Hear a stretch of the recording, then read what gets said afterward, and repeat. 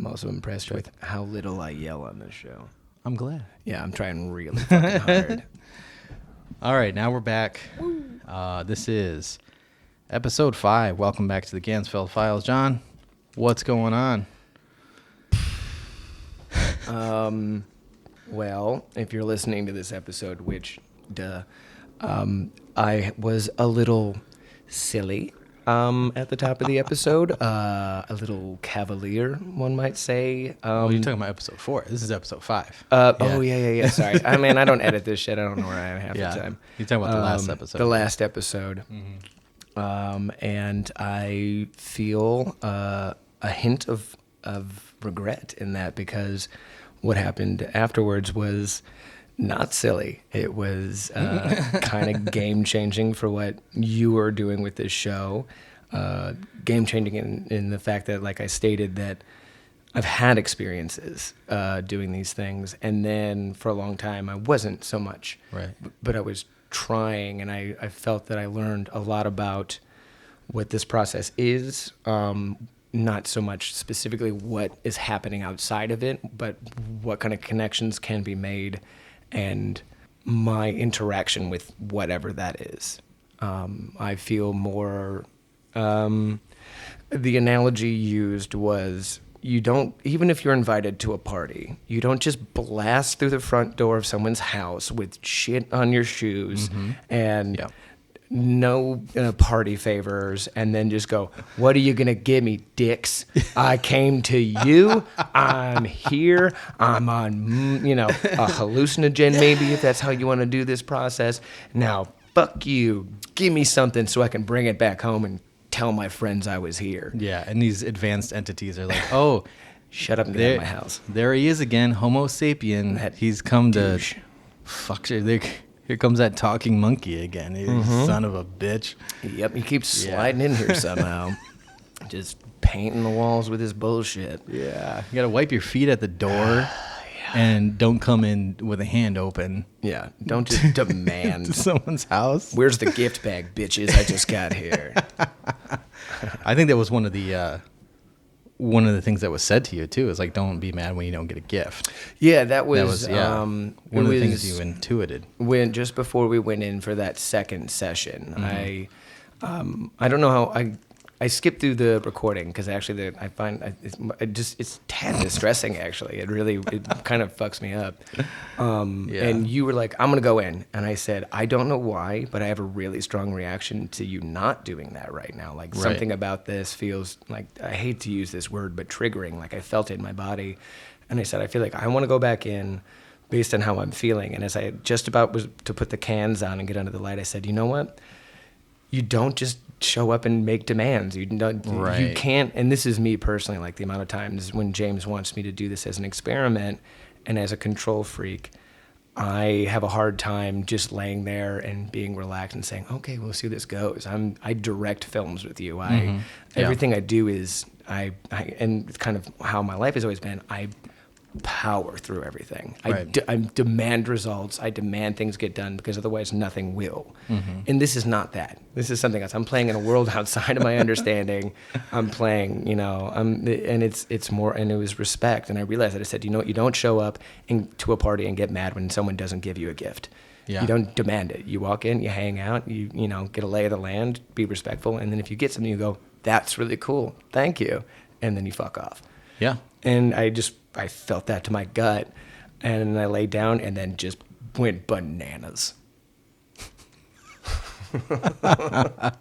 There was a point in that session, where you were lifted up to a higher place, and that higher intelligence definitely spoke to you and said, look, you're kind of being an ass right now, which is like, it makes sense, because we are human beings. We are flawed. We just don't know what we do. Like our mental thoughts are like byproducts and I guess waste in their realm. So if you have a negative thought, of course it's like you're trash in their place. Yeah.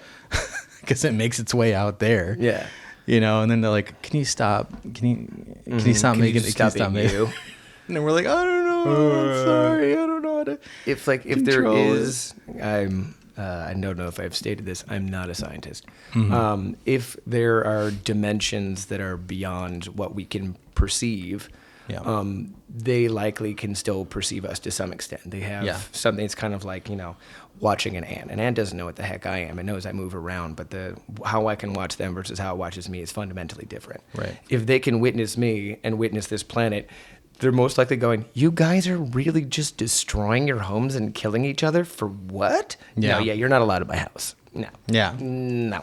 Yeah. You're not allowed to come over here. You can stay in your place and trash You it. can trash And your We're own gonna do shit. our own thing, my dude.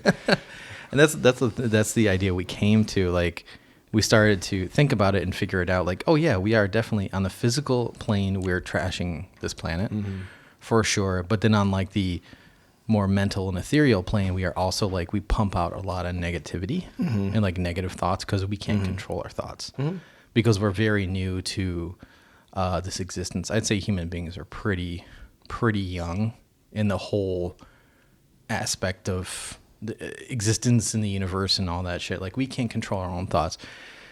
Future advanced races probably can control their own thoughts. Like, they probably never have a negative thought or a thought that's like against their own will, but we do it all the time. It's not something we can control, at least not yet. Even if it's not thoughts, we've proven that we are not good at controlling ourselves in any capacity. We pretend to be, a higher being, and that because we once made tools that were better than everything else, and we're just as animalistic as everything else. We're tribalistic as fuck. You can, we whether still it's are. football, your country, like the stupidest things, you can become violent to protect. Yeah. And the way everything is going right now is so obvious that we are terrible at it. Everything. We're just bad at everything. We're good at making technology and stroking our own dicks, but we're really not good at anything else. It's egomania. Yeah. So of course we would be an insult. It's like if when you have a friend that has a new puppy that isn't trained, they're like, I'm just going to take it off the leash in your house. And you're like, I love dogs, but I'm going to punt that thing, dude. Like, you contain that. Yeah. It's just a mess. It has reckless abandon for all rules. It's super cute because it's dumb, but also like, do something. Why would they treat us any different? All right. So overall, there was two sessions. There was the first session. It was just kind of like an open session, where we weren't trying to get anything. The second session was a remote viewing session, but we're just talking in general right now. Just trying to get a gauge of what your feelings are about the entire experience. We've kind of touched a little bit about that, like some of those opening elements. I think what was first off, I think we've stated these things kind of before, so I apologize for reiterating too many things. But it's the method of how we've learned to do these things to get better, and also, like, the thing that my therapist has been teaching me, like, instead of always controlling everything, occasionally you just gotta just float and let things take you. Just go. Just let's see where the river goes. Yeah. And within the experiment of just, instead of trying to find or seek or demand, just saying, I see this, and just as it comes along, whatever you see, whatever you feel, whatever your vibe is, don't try to, let the human part of me or the animal part of me put logic to it. Just say what it is, float with it, and then we can kind of pick it apart later. And I was a lot better at it, and in a way that I think was jarring to both of us when both in and out of the session. Like what I was just saying, like, James, I don't feel like you should. I never felt you were unsafe by any means. I just felt a strange level of dread about it. But I wasn't, and that was me also not trying to put like dread or a word. It was just, I don't feel this. Yeah. And then at one point, like, I'm not really much of a cigarette smoker anymore, but occasionally in the right circumstance, I'll have one. And we had your roommate's tobacco was available at the time, and I was gonna roll a cigarette for myself. And even then, it was, after it started, it was like, no, like, I don't want these like man-made chemicals around me or in me, or like, blurring the process, changing my brain chemistry. It was just like, keep the space pure, keep the space open, be respectful, and in ways that we we've touched upon, but never really like went after the gut feeling. I've been just like, this is how we're doing it today. We always went, Right. okay, you do it, and then I do it. This is what happens. Let's go hang out. We'll have a beer, maybe a smoke, and we'll go do it again. It was just kind of, it was the process, and this was more like, I'm feeling exactly this, and I'm going to speak that truth, and then we should react with it, because for whatever reason, that is the communication that I'm getting. And then there was even times where outside of the experiment and recording where I would say, I feel like I'm being witnessed still now. Like there's something, at one point I said, like, I felt like the house was, obviously we're still in your apartment, but that it was, what was happening outside of it was different. I felt contained. I felt claustrophobic. Yeah. I felt witnessed. And I felt like if we're going to do these things, we have to do them because at the moment, like it felt in every way right to go after it. And then even more so, like what strengthened, it's so hard to talk about these things because there's like no words, you know, you just, again, you're just speaking about a lot of feelings. We went from like, yes, like we've stated, we take a little bit of hallucinogenics to kind of, and as a way I like to keep saying it, lubricate the process, kind of open our minds and souls, or chakras, whatever you're into, to these things so we can go do it.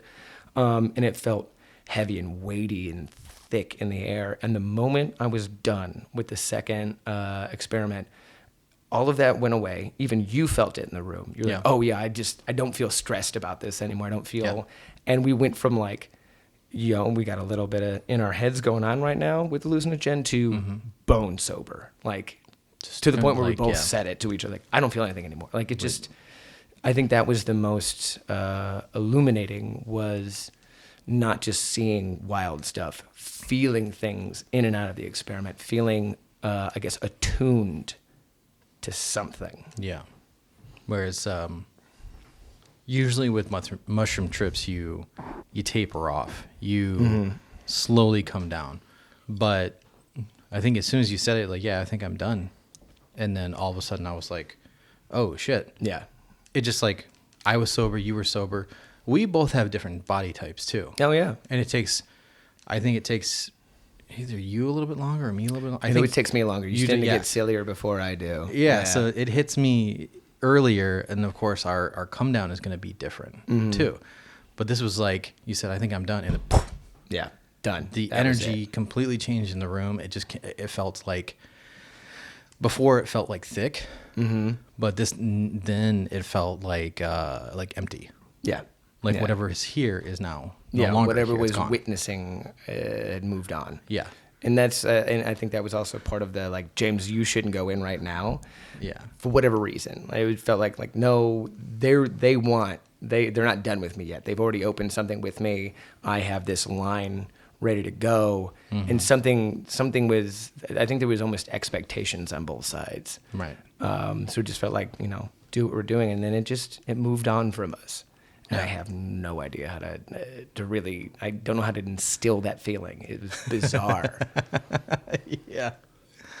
Oh man. And it was like, I think what it was something was communicating directly to you.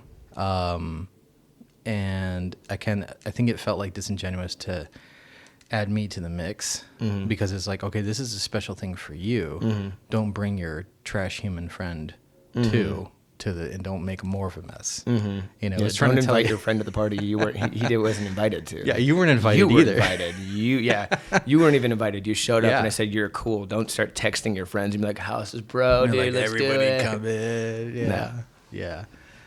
And the other thing too, I think we had talked about was doing some kind of cleanse before we do this again. You know, like some kind of frankincense or sandalwood or something like that.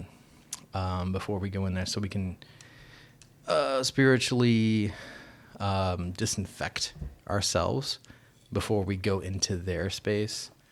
You know, I think that would be more respectful. Just kind of clean all the shit off of our bodies, you know. Which makes me think about like a church. You go into a church and they have those like smoking incense boxes, you know. So what they're doing basically is like cleansing the room, so they can connect to that higher entity, you know. And there's all different sects and different books and religions and stuff like that. I think that all that shit gets kind of muddy when all you're really trying to Don't do, say.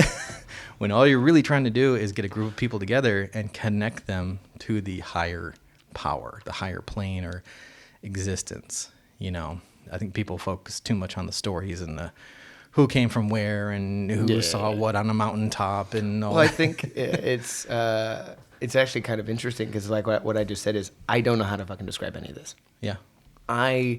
And part of like I stated, I'm actually, this is the most uncomfortable I've been on this podcast to talk about any of these things. Anyone who knows me know that John is humbled. right? I will talk about anything. Oh, yeah. Brazenly, and the more uncomfortable the room is, the more I probably like it. And He lean gets off of it, in.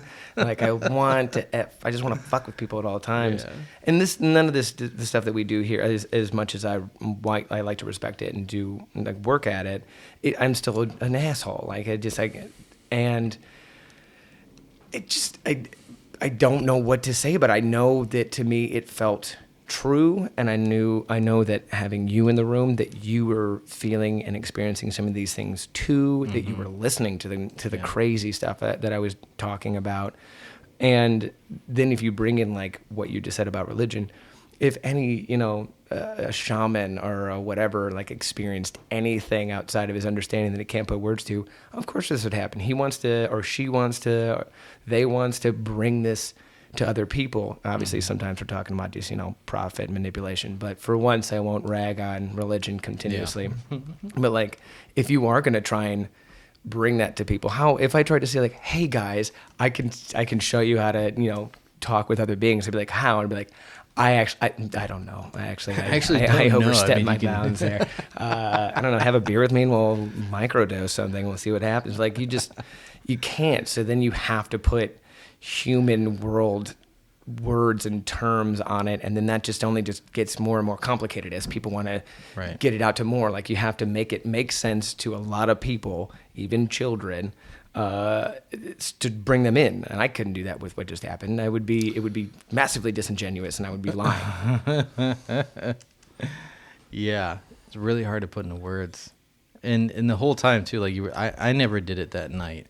But the whole time you were doing it, I was kind of feeling the same things. I was feeling exposed, like something was looking inside of me, and like seeing all the icky stuff, and like, sorry.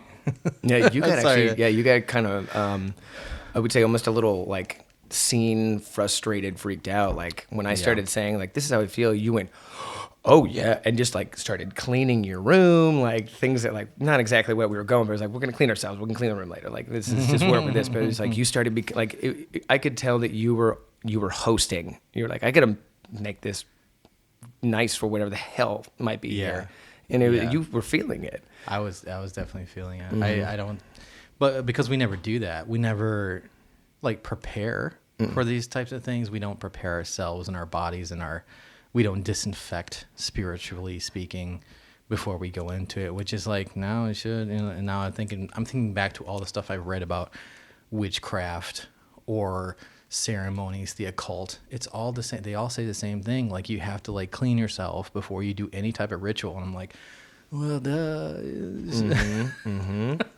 But that just confirms it. Right now, it's like this experiments that we've done on this podcast and off the podcast have all been just experimenting. We don't know how this shit works, and we don't have an occult background. We have a film background. We don't have like we're not occultists or Wiccan people. We're not even scientists, but we try to use a scientific method. But yeah, I guess it just comes from experience. You just learn as you go with this stuff, and then you learn how to be respectful to those entities and those things out there. So, and I think to try to like to bring some structure to it, there's two different parts to that first open session that you did. So there was a first part was just kind of like you were seeing all of these entities and you were like in the wrong hood, so to speak. That's how I put it. Yeah. And a lot of them didn't want you looking at them.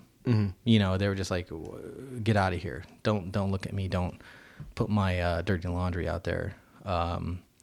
But then, some darkness covered your vision, and that's when I smudged, and it pushed them all away. But after the smudging, that's when you went to the church, temple, cathedral type place. So I think the sage actually, it got the bad guys away, but at the same time, it transported you to this higher, like, realm. So it's more like a holy temple within that. So it could have been like maybe one dimension up.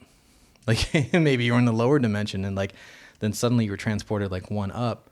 And then now you're with these like holy elves who are like, man, you got to keep it clean in this motherfucking place. You can't come in here with that bullshit. Maybe that's, I don't know. See, that's just from my experience. I don't know. Yeah. I guess almost to stay with the analogy we've already been using, it almost felt like the initial where a lot of people, things, whatever they were gathering around me. They would kind of, like I was saying, they would like pass in and out of my vision. Some would stay really peripheral, some would kind of be right there, and they would like poke in, poke out. Some would stay longer than others. Mm-hmm. I would say, to stay with the analogy, it was almost like I showed up to, a house party and I knocked on the door. There's plenty, or even if it is like a church that's busy doing something, it's not just going to be one person, a homeowner coming out. It's going to be, the people there. Yeah. And I felt like they were like, what's this, skin monkey at the front door?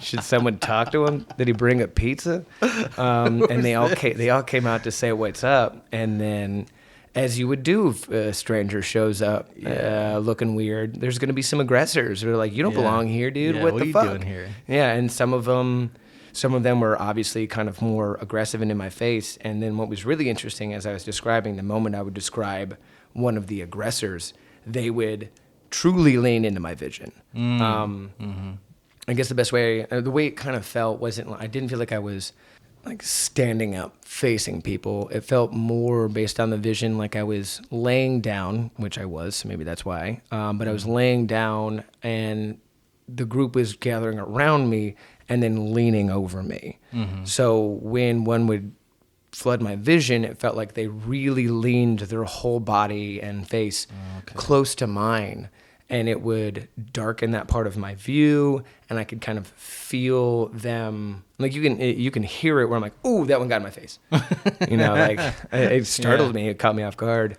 And if I stopped talking about them, they would maybe leave. Some of them would, the moment I talked about them, would jet. Like they would run away, which was interesting. There was different personalities. And then a couple of them, they would lean in and really like, don't you talk about me, bro. Like, I don't know who you are. Like, who are you? Who are you even talking to? What's going on here? And they'd lean in. And then as that started to ramp up and it became, in a sense, maybe obvious to them that I didn't belong, then at one point, like my whole vision was covered. Like I had, and again, there's a big, bright red light in my eyes. You can't escape it unless you put your own hands over your own eyes. Yeah. And at one point, like these shadows that were literal shadows in my vision that could get closer and take out more of my view, at one point leaned in and just covered my view. It wasn't pitch black. Yeah. There was still the red hue, but instead of being this big, bright, like red, orangey, yellow thing, it was really dark, deep blood red. Like there was a shadow blocking. And to reiterate for the listeners, the Ganzfeld effect is where you wear ping pong balls over your eyes. It's a ping pong ball cut in half. You put it over your eyes, and then on top of that, you have like a red light on top of that. So that is what you were seeing. Yeah, there's like, and you in the recording a couple of times, like, oh, I didn't realize my own eyes were closed, like because the light is so bright, you can't really escape it. If your eyes are closed, it's obviously a tad darker.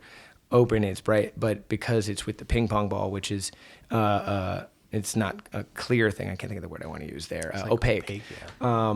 It always allows for just the color and just the light, and so like you cannot avoid it. So to have things making that dark in your head, like I don't like.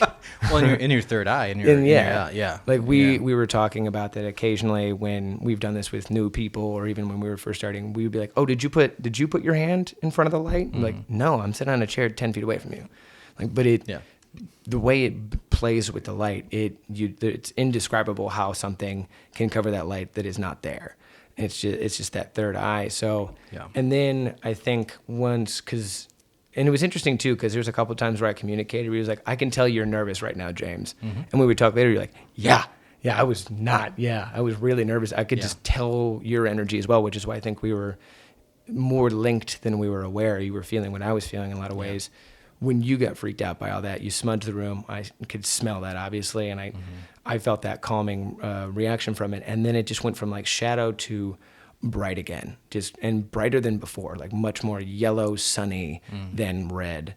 And then I started to get the cathedral effect. It started to feel like I was looking up into some sort of holy place, a place of community or worship or whatever that is, however you bring people together in that way. Right. And I think that was me stepping through the door, and that, like, as you said, like stepping up, stepping in. I stood at the door. I stood my ground respectfully. Right. We did the things that we needed to do in that moment to kind of cleanse me, though briefly, and then they let me in.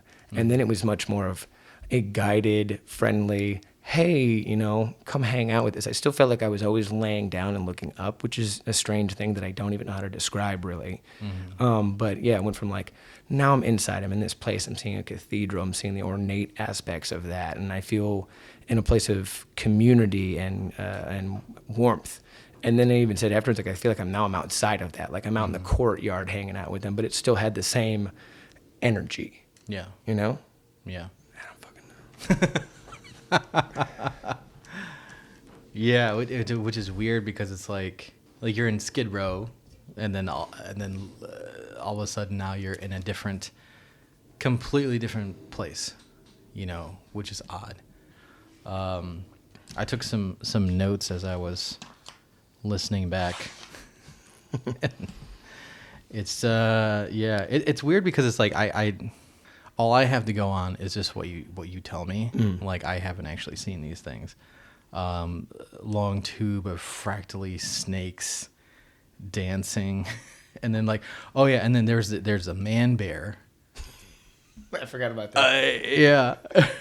Yeah. When you said that, I was like, oh my God, Jesus. So was it actually like a bear head in a man's shoulders? Or yes, like so it's like none of these things were overtly clear. It was like if you got brought to something with lots of people and things happening, but you have to do it with your eyes closed, and you can't even really hear, like you've lost a lot of your senses, but there's still an interaction, like you still can feel that there are things there. Like with us, it's our literal feeling, our literal skin, our smell, our hearing. This is more like internalized. It's more in your gut. It's more just you kind of just pick up on the vibe of the situation and have to flow with it. So nothing is quite literal. The base level summary was everything is red, green, not green, red, green, red, orange, and yellow. Right. And then it starts to like fractal, and you'll see a lot of geometrics, and then it started to morph into something like I kept describing, like very like it was like skin in a sense. It had like a skin-like texture within all of those elements, and it was like in a room where it's just always morphing around you. It's just it lacks true shape and form, but even that form. I guess like with it's like a worm in a situation where like worms don't really have the consciousness, but they're reacting, they're moving, they're folding, they work, and you can tell that there is an intent within what the worm is doing, though it lacks the faculties to describe those things. But the worm, it doesn't have a thinking mission at the same time. But it reacts to its environment, and it Yeah, it felt that way, but like trapped in this like globular thing. And it was always so, even like the creatures were always just shadow play. They didn't quite have human form. Like one of them, I said the aggressor, I could see like his shoulders. He had very broad shoulders and a bit of like a head shape. But a lot of them were just kind of noodly creature. Like if you just told like a kid draw a creature of any kind, they're going to give you the elements of what a creature should have. Some legs, maybe a head, maybe like the shapes of a creature, and had those. It was more like reading that personality on top of what the hell am I looking at. Were they solid or translucent? Translucent, like they were shadows. So Okay. it wasn't like they were fully black. There was still a red hue within them, but they would block the light and move. The man bear definitely had a bit more of a particular shape to draw that analogy out. Some of it was the energy of just versus just like meeting, maybe an aggressive dude. This was more animal at the same time. This had more of an aggression. This had more of a threat factor, and then just something about the shape kind of brought that out. Maybe. Uh-oh. Oh, sure. Uh-oh. Is it something like that? Yeah, a lot more like that. Weirdly, a lot more like that. James Okay. is currently showing me a photo. It says shamanic drumming, the magic of shape shifting, and it is a shaman and a drawing of a shaman in like a bear skin, but it's not. He's not wearing it like a costume. It's draped, and then there's other ornate things and ribbons and cloth hanging all over it. So it loses its true bear and man shape, but the elements are there. Yeah. That's how. It was a lot like that. That's how it looked. Yeah. Okay. That's what I was suspecting that, because that's some kind of, I have to research it, but it's some kind of like shaman shapeshifter type thing. There's a ritualistic thing where they wear the bear head and like the bear skin, and probably maybe even become a bear in the ethereal world. Like if you were to just look at it, it's just a guy with a bear on his head. But in terms of the higher planes, the ethereal, he probably takes on that form. Yeah. So, and he probably appeared to you. I mean, I don't know. Maybe this was like some kind of ceremony that happened like 1,000 years ago. Maybe. Back when like Native Americans were roaming the plains of the United States. It's possible. And I guess this is, of no point, but maybe. I guess that's how I just always play this game. I don't know. My partner, we've been dating for a little over 2 years now. One of her nicknames for me is Bear. She likes to call me Bear. I don't like have bear things. I have no history of mentioning bears. Yeah. I've had no interactions with them. Like when she first met us, we were doing the movie where we used a goat head. And I think goat heads are awesome and metal as all hell. And like at that point, I was always talking about the goat a lot. I kind of wanted to get this goat head tattoo. And then for whatever reason, she just started calling me Bear. And I started just kind of drawing myself to more of bear imagery and analogy based on that. And it just felt, I was like, yeah, that feels right. I like being like, anyone who knows me, I got a bit of I got an anger thing now and then. Can really lash out at people when I'm angry, but I'm also really protective. Like maybe I have bear-like qualities in there that she picked up on, and she can be very spiritual. Maybe this is somehow aligned with that. Maybe it's a parallel. I don't know. But yeah.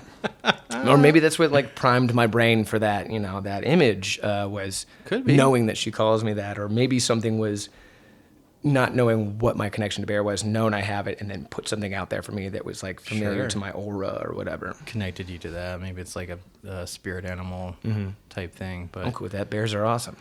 yeah, but it was like kind of getting in your face too, which is weird. Yeah, it was a little aggressive. Bear guy doesn't. And like like to be and looked at. concerning. Like I was definitely scared, but I was also never scared Yeah. at the same time.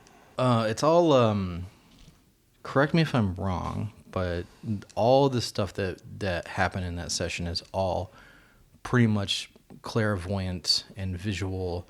Nothing physical happened.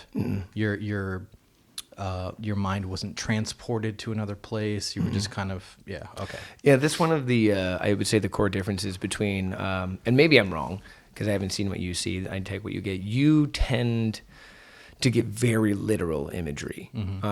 Like you've very much felt like you like landed into some eyeball monster that's completely covered in eyes that you were like walked into his sitting room and he was just like, hey, What's up? and you disappeared. Or the time you saw, you were trying to do the same thing, but with DMT, Oh, seeing yeah. the change thing up, and Yeah.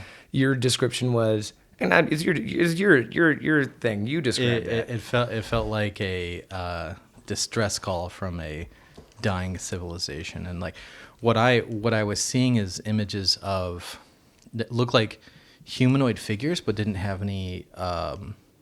It just had the shape. It didn't have any facial features or anything like that. And they had on their planet like mastodons, some like large type animals, and like the big takeaway from that was like this planet is no longer habitable for these light beings for whatever reason, and they needed help. And yeah, that was pretty much Yeah, you described it as like- you were getting their distress beacon. yeah. Like, And it then was you shot in to take a look, and it was like, well, this is ending. This whole planet is ending. Yeah. This world is ending. because there was along with those images there was like it's this audible message that kept repeating was like get the message out. That kept repeating. So that to me kind of felt like, okay, this is some kind of like psychic message that was like pre-recorded long time ago, and probably it could have been happening right then. It could have been happening billions of years ago, because sometimes things take a long time to travel to our solar system. But I don't know, that was weird. Yeah, Like, that really it's- fucked you up. It's not a usual DMT trip. Like some people they're like, oh, I see fractals, and there's like some DMT elves and stuff like that. Like I had never heard anybody describe No. that. No, that's why I think it's fascinating, and I think it's added to some of my past frustration of not being able to do these experiments and achieve the things that I'm seeking or whatever, because you get such literal wild nonsense, and I'm like, I don't know, I see some shadows doing weird shit. Yeah. But it was nice this time too, instead of saying like, hey, fuck you, shadow guy, bring me an eyeball monster, fuck off. Like, like making those demands of this is what I'm going to make this trip. Yeah. Was just going, well, this is what I do. This is what I get. Let's see where that takes me. Yeah. In a sense. And that's what it brought it so much further. So it's fascinating that we can do similar things, but with just a different level of like vivid sight. I never get anything vivid. I get lots of gut pull. Like I still pulled great things out of the envelope session we did the first time. Oh yeah. So I can find it, but for me, it's just, I'm not playing in the literal. For whatever reason, mine's always more ephemeral, but I feel it. Yeah. Yeah. I'd say mine is more, I guess mine is more passive and visual. The experience with the goat god was not passive at all. That was very active, It was just like I was there and he was talking to me like mentally, like through telepathic communication. That was the only time I had anything that was very interactive. I didn't see hands coming down to like try to reach at the goggles. That was your thing. That was more interactive. Mine was like I have a lot of passive stuff where it's like, oh, I'm seeing this piece of that, whatever. And this last session you did with the Ganzfeld, like that was very interactive. That was like you were interacting with all these beings, and a lot of beings, not just one. A lot. A lot. And Like you went to a and it was weird because I was party. kind of keeping track of them too. Like these are things that are A, don't look like anything. B, continue to change form. Yeah. But I could track them. Like there was the one at some point I go like, oh, that one didn't like me talking about. He just went off to the right side of my vision. I would start looking at the rest and I go back and I could still tell he was there. It didn't look anything the same. That one was more just orb shaped than the rest. Right. But still just like, well, that's that one. That's the guy who's mad at me. That one's just hanging out. Like, and they would move and I could still tell you who was who. Like, Wow. Yeah. You could pick up on their personalities. yeah, it just made sense. It just, Weird. from the gut, this is who this is. And yeah, something about it just all made sense in that moment. It's like if you went to a party and then you got to know everyone there, but no one has a physical body. Yeah. Yeah. So it's just their personalities just kind of floating around in this amorphous. like what's the there's a certain like neurological disorder where people can't see faces correctly. Like they just can't discern faces. Yeah. But they still, know people, pick up personalities, pick up voices. They can find a way to still discern, but they just are face blind. Face blindness? Face blindness. It's kind of felt like that. Like I knew, but I couldn't describe it. Other than like this one has wider shoulders and this one's kind of more circles, whatever. Like the most I got on description for you. Man, circle guy. He was cool. He was shy. Bear guy, shoulder circle dude guy. didn't like me, but I get it. I understood his personality. I'd be the same way if a monkey walked into the party. I'd be like, who's this? No, he's not coming into the house. I don't know you. I'm gonna flex on you for my friends. He's just shitting on the floor. Right. Anyway, you want to take a break? Let's take a break. Let's take a break. When we come back, we'll talk more about all this crazy stuff. God. Yeah. All right. The end of the world. Welcome to the end of the world. We're recording now. Yep. The world is ending.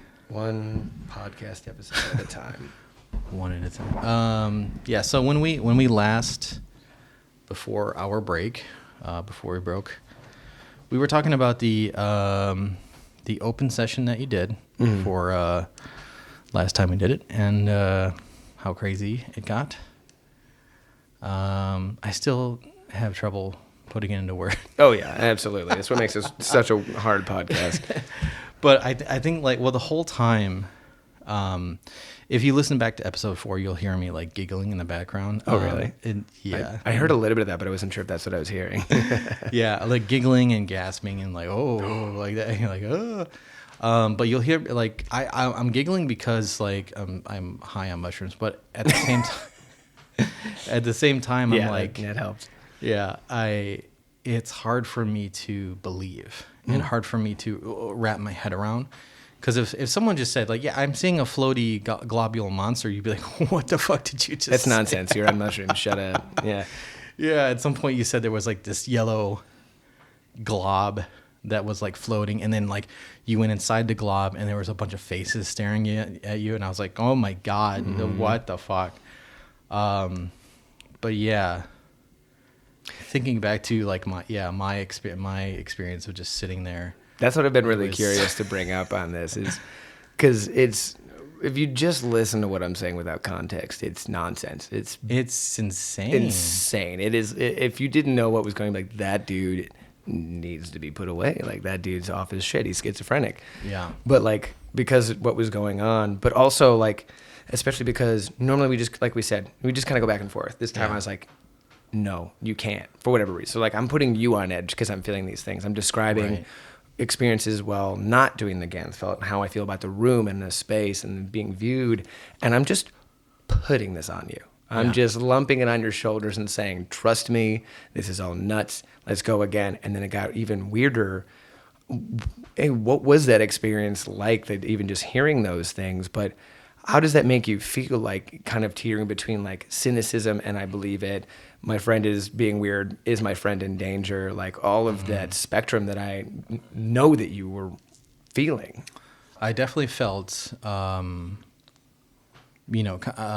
of afraid for you a couple of times because it felt like there was dark entities like surrounding you. What would you be afraid of happening, out of curiosity? I know I would be too, and I don't think I could say what I was scared of, but what would you even imagine that the potential fear is? I've thought about this a lot, and my biggest fear is that when I'm sitting there and someone is doing the Ganzfeld and I'm just watching them, my biggest fear is they sit straight up and look right at me and just start laughing like, something possession like. I'm going to do that to you at some point. I'm going to wait 2 years so you forget about this, and I'm just going to do it. You son of a bitch. That's what I'm afraid of, is like something comes in and like possesses that person who is viewing and takes over and has some sort of like psychokinetic power or something. I don't know, some kind of exorcist. Do you normally believe in like possession or demonic opportunity like that? I didn't. Yeah, I still really don't, but I would feel the same way as you. Just like, because I don't know, I'm not going to cross that possibility out. Yeah, I'm not going to fuck with it. But it's always in the back of my head. And especially with the birthday weirdness, like I didn't really believe in spirit possession or anything like that until that happened. And I'm like, okay, well, I guess there's some truth to that. But yeah, I guess that's why I get so nervous when, like you say, like, oh, there's something dark floating in front of me, or this hand is trying to reach under the goggles or the ping pong balls, and I'm like, God damn it, fuck. And like, I'm afraid that you'll get hurt in some way, because I don't want you to take any physical damage as well as like mental damage. I don't want them to, I don't know, like screw up your brain somehow, cause some kind of like irreversible psychological damage. Yeah. Like, Also, or, like, good luck taking him to the hospital or something. What happened? Oh, well, let me tell you. Like, you're all going to jail. Yeah. Ganzfeld, that's what happened. Yeah, he was playing with, and of course, and it's the other thing is like it's unknown. Yeah. Like we're playing with stuff that nobody has a really good grasp on, except for maybe shamans, maybe medicine men, maybe somebody who is a medium or a natural psychic. You know, they might have an idea, but me and you, like, we're just kind of like normal chaps, you know. Average. No one has ever called us that. Are you a chap? Do you identify as a chap? No, they usually call me a cunt, but cheers to that. No, yeah, it's But yeah, that's my fear though, is Yeah. like some kind of like damage will be done. and you got to be afraid, like, you know, the dawn of man. You could go out and be like, I don't know what that is. I probably shouldn't fuck with it. And, no, it's a wolf. It just ripped my throat out. Like, you Yeah. know, you might not have the words or the understanding, but it doesn't mean don't be cautious and don't be silly with it. So when you are watching those things happen, what do you do? Well, I got the sage on standby. Yeah, you do. You're quick with that. Like, well, and actually, after our last episode, I created an altar in my room. So I have some like dried orange peels, and I have like a little bowl of salt. I've considered getting holy water. Like, I need some tools. Covering all bases. Yeah, Yeah, cover the yeah. bases, man. Because I'm starting thinking about like I need tools to be able to ward off negative entities if they come in. But then I think about it too, like, well, what is negative? Are we just perceiving them to be negative, or are they that's just who they are? You know, True. As long as they're not fucking with you, as long as they're not coming in and trying to like scratch you or physically hurt you or in some kind of way. If they're just kind of like getting in your face, I'd say that's really not that bad. But then if also, they're- like, what is bad? And, you know, from that point, like, yeah, you can't always tell the psychological damage, and maybe till later. And like, I don't believe in demons in any religious sense, but like, there's also the fear I feel of, if we tap into something like in a ghost movie, like, can it come home with you? Can it latch Yeah. on? Like, that's one Yeah. of my greatest fears. I'll fuck around, but don't you come to my fucking house, all Yeah, right? don't you come come in. home. That wasn't the invite. Yeah, I think that's my fear too. Is that there would be some kind of attachment. I think I'm afraid of possession. I'm afraid of some sort of like Amityville situation where it's like you're gonna come home and like be really aggressive and like kill your partner when you got, you know, like, you know, turn into an axe murderer, which is not in your personality. You know, it just suddenly this very violent behavior manifests. You know, and I would feel really bad if that happened. Well, I would hope so. But also, and let's not stick on that subject too long because it's not within this podcast. But if that did happen, what would you even do? Who are you going to tell? Who would be like, why did John go crazy? Man, I microdosed some mushrooms and put a red light in his face. And I'm like, okay, we didn't ask you. Like, get out of this funeral. Like, I imagine that, like, the damage that would all, if any of this is even remotely possible, being in a place where you might have been asset to something that led to me, being harmful, harming myself, whatever. Yeah. And then not being able to tell anyone truthfully about what happened, not being able to stop it because it's outside of your rhetoric, and then knowing that from then on, that is how I'm viewed, and you can't do anything to change that narrative. Like, that's a whole lot of weight on your shoulders. And while you're sitting there for what, an hour, not even, we do 20-minute sessions, but all in all, like, you're sitting there for a while with all of that. And it feels like the last time you did it, especially, it was 29 minutes specifically because I was editing today, but it felt like hours. There was so much drags. depth. There was so much depth to what you were seeing. And there was no break. It was nonstop. Yeah, it was just like do. It was constant. And I've never really done that before. No, That's the hardest I've ever gone, and just like rack details. And like before in these earlier sessions that we did, not on the podcast, it would take a minute for things to start to come into your vision. Sometimes it would take like 5 minutes. Sometimes nothing would happen. Yeah, sometimes Absolutely nothing. Just lay there and get mad. Yeah, like, oh, nothing's happening. But this time, like, you went, as soon as you got under the red Bam. light, fractals, immediately fractals specifically. And fractals kept popping up. That was the same kind of imagery that kept coming up in your session, which I thought was interesting.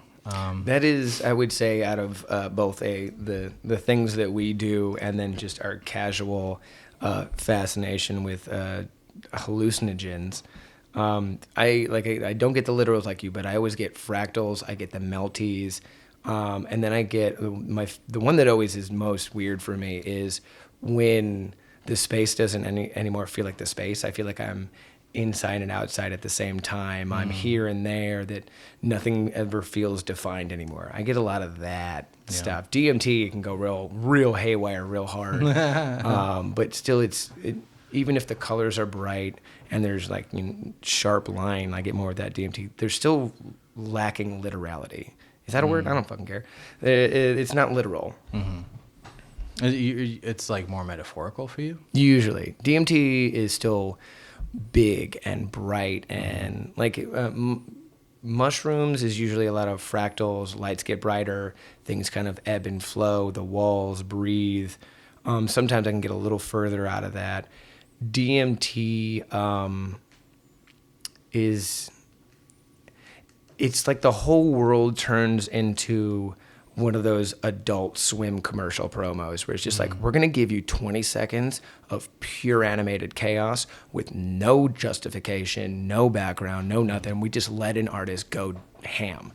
It's a lot of that. It's just like grip into the couch and just go. And it's hard to describe. And then what's even harder, like when I'm in it, I've been able to describe things to you. Once I'm out, it's a whole different thing. I can't describe it anymore. It's gone. It's like It's only in the moment. I can give you some gentle synopsis of what happened. It's only in that moment. It's like it was a treat, but then you're not allowed to go run around and share it. Yeah, which is it's interesting to me sitting there, just listening to you describe these things, because I'm like, holy shit. I'm also like I'm spellbound as well as frightened. I'm intrigued. It's interesting to watch where you go. Yeah. Sometimes I just don't know how to I don't know how to understand it. Well, I feel the same about yours. Yeah. I've had a jealousy of yours for a long time. I think this is one of the times where I was, because we've taken a break for a while, that I relaxed the jealousy and I want what James gets, and just went, I'm going to take what I can get, and I will just tell you what it is. Right. And it allowed me these things that I very quickly and aggressively was seeing, because it's never going to be the same, and it's hard because I want to go, oddly enough, watch a fucking planet of light aliens die. I don't know why. I just want to know that I can and have. But so it's interesting that we have a mutual envy of each other's experiences. Yeah, I think how we perceive these visions are kind of, it's because of who we are.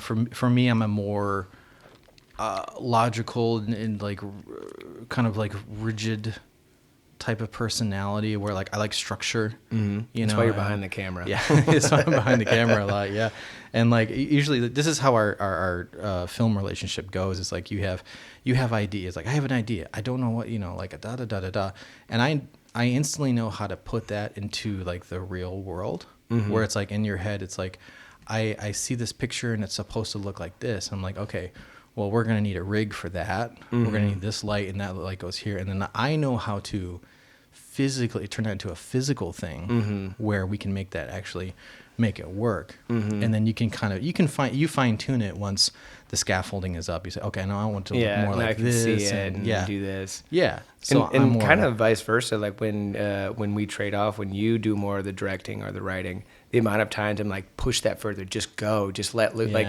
you come with a very rigid, specific idea. I'm like, okay, that did work. But I also, based on what you've told me, I know what you're trying to achieve. So how are you going to drive that? Like get it further, get it out there, expound. And you always kind of have to go, oh yeah. And then like really take that time where I'm just a loose, like, I'm just throwing everything at the wall and seeing it, and I can't tell you what any of it is. Like, we both find that, that makes a lot of sense. Yeah. So it's like, I would imagine that you're in this ethereal plane and you're just running around like, oh, there's this thing, there's this over there. Yeah. Oh, there's like, there's a thing over here. Look at this guy. Oh, he's crazy. He's amorphous, blah, blah. You know, where is me is like, I sit there and I don't really push out. I kind of just let it come to me. Yeah. You know, so I'm not like trekking outward. Yeah. You know, I'm letting things come in, and whatever comes in, it's just like I'll just dictate it. It doesn't mean that I understand it. And, you know, I just you have more comfort with it, yeah, which we've said many times I do not. It's even like, because you have an advantage that I don't in these scenarios. You brought me into this world, which is probably why it worked so well the first time, because I was just like, you want me to what? Fine, I don't care, man. Whatever. I got 20 minutes to burn. But like you've been doing whatchamacallit, projection, astral projection. Yeah. Like you try to do astral projection. You try to do the sleep thing. Lucid dreaming. Lucid dreaming. Yeah, I do remote viewing, control remote viewing. I try to do that as well, and that has the remote viewing aspect. Doing that has helped me, because it teaches you to be more objective and to just state something and then move on. And you don't stay with it too long, or else it'll just poof, it'll disappear. And also don't try to dissect it in the moment. Just say like, this is what this is, and then you move on. It also helps you with like staying away from like nouns and things like that. So that's where my head is, and like I'm a different type of viewer than you are. I think yours is a little bit more high octane. It's a gentle way to put it. No, I am demanding the universe bends to my will at all moments, because I can't help myself. Look at me, monster. I feel like I could confidently say, if I could literally transport myself into that plane, to those things, I wouldn't be the respectful thing I'm trying to be. I'd be like, what the fuck is going on? Where am I? What are you going to give me? This is rad. And they'd be like, you're loud and I don't like you and you got to go. I'd be like, You're wait, loud. what? Because I can't help it. It's always been my personality. I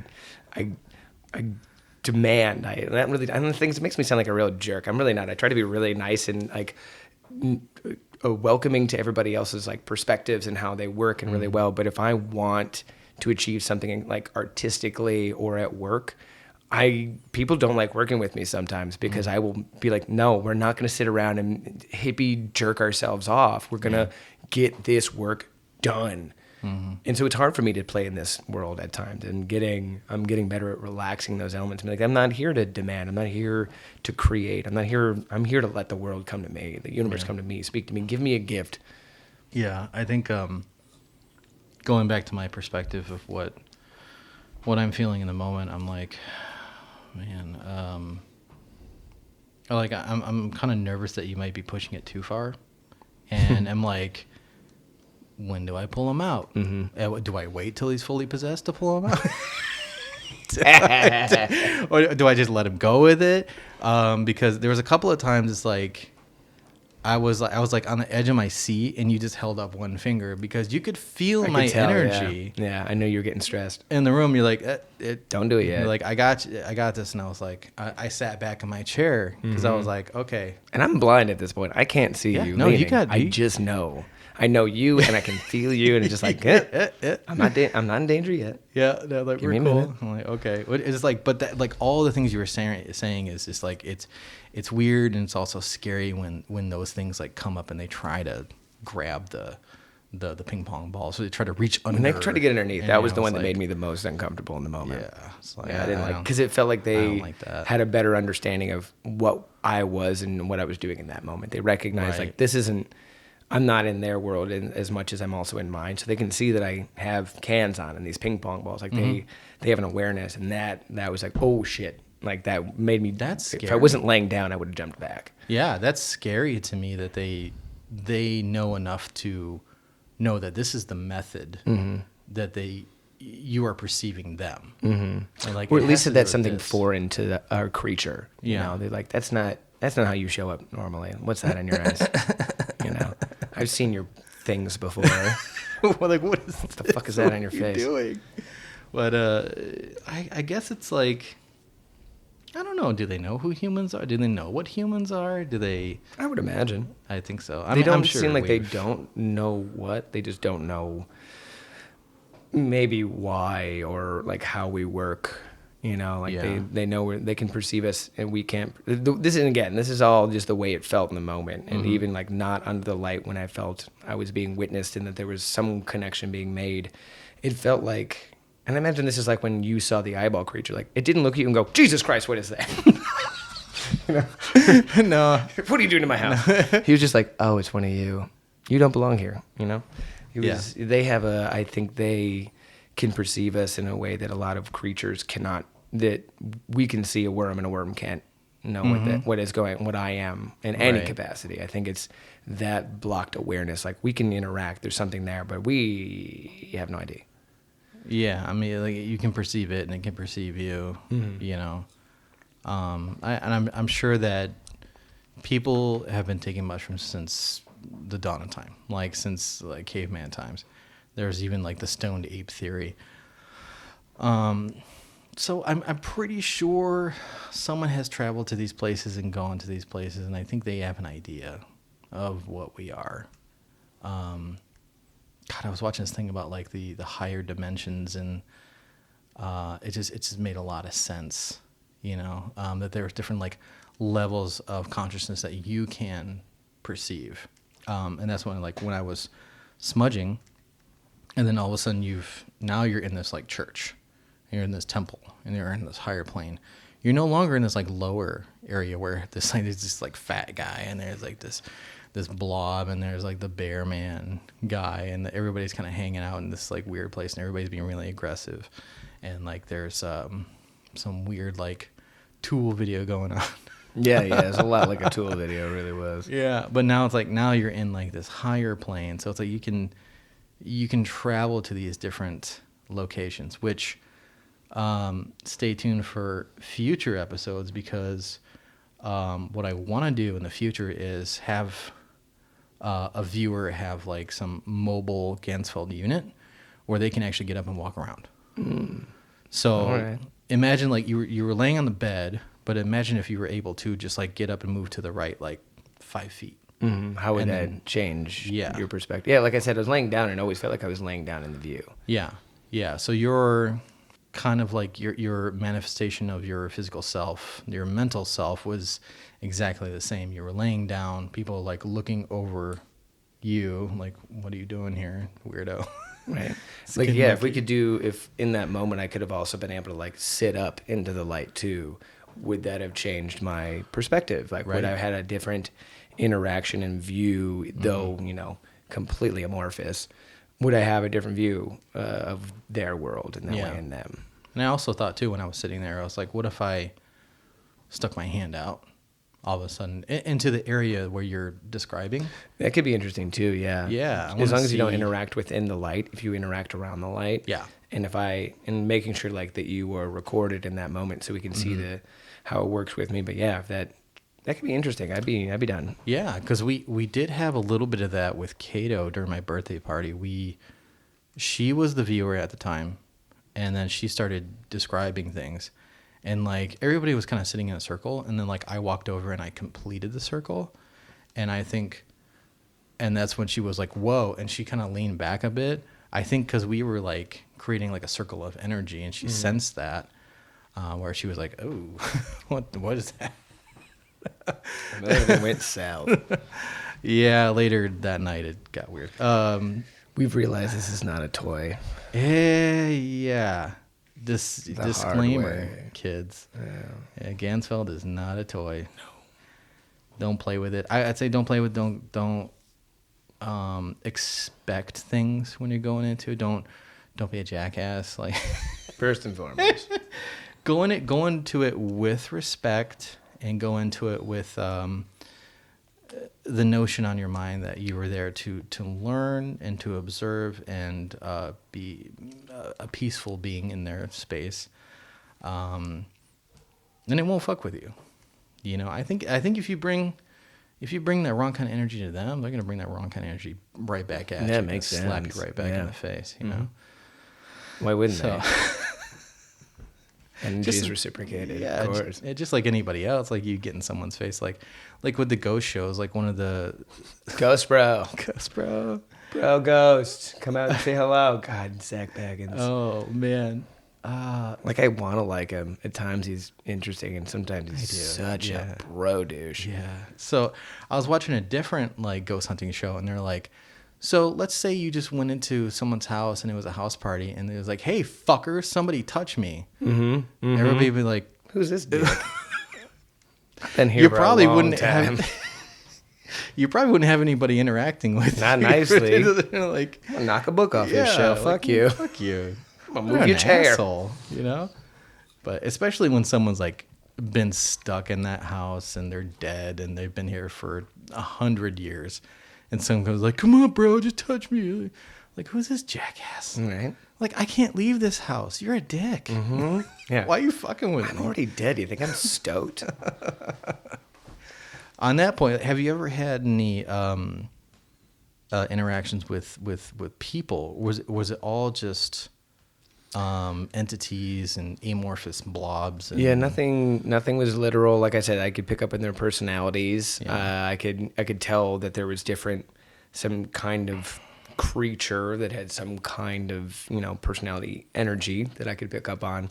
Mm-hmm. In all of our sessions, and even just like if I was just, casually taking something, no, I don't have any interaction in that way. And maybe it's my atheist personality not seeking in that way. But no, I've never really had anything like that. You seem to have more of that.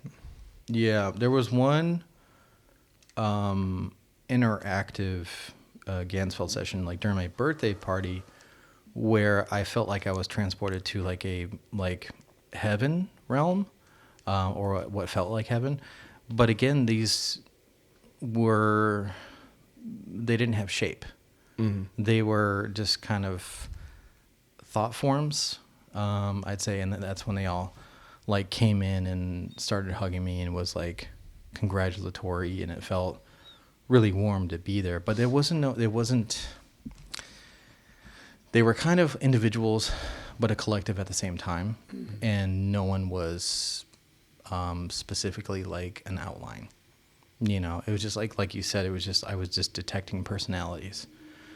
I've definitely seen like pictures of a situation happening, but again, it's not interactive. I'm more passive with that. I don't think I've ever really seen a ghost during these Ganzfeld sessions.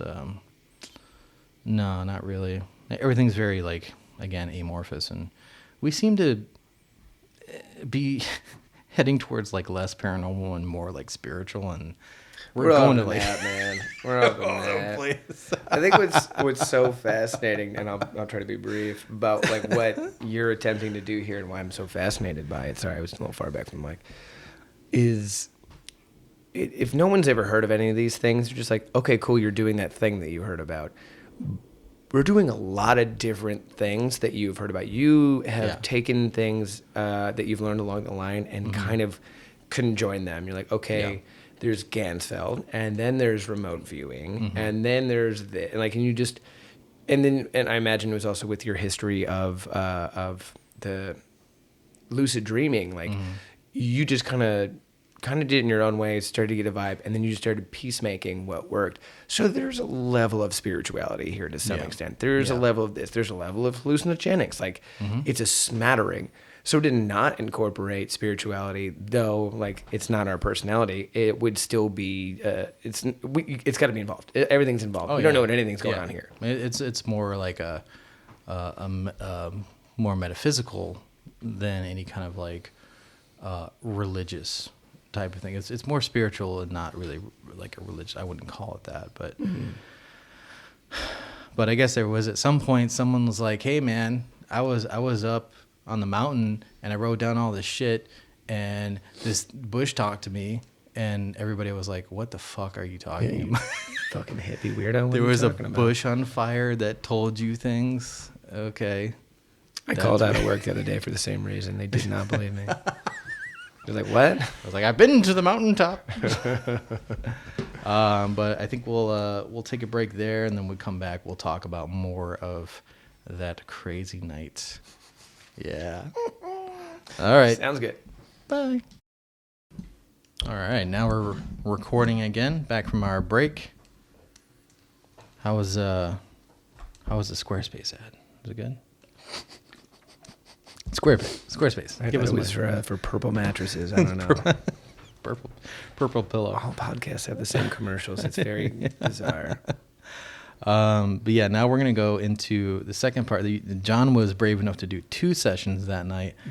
The first one was an open session without any kind of intention. Of course, we got all kinds of craziness. But the second part of that was a remote viewing session under the Ganzfeld. And this one was a little bit more controlled. I think you had a little bit more agency instead of like floating around. Yes. So you want to talk about first impressions of that viewing?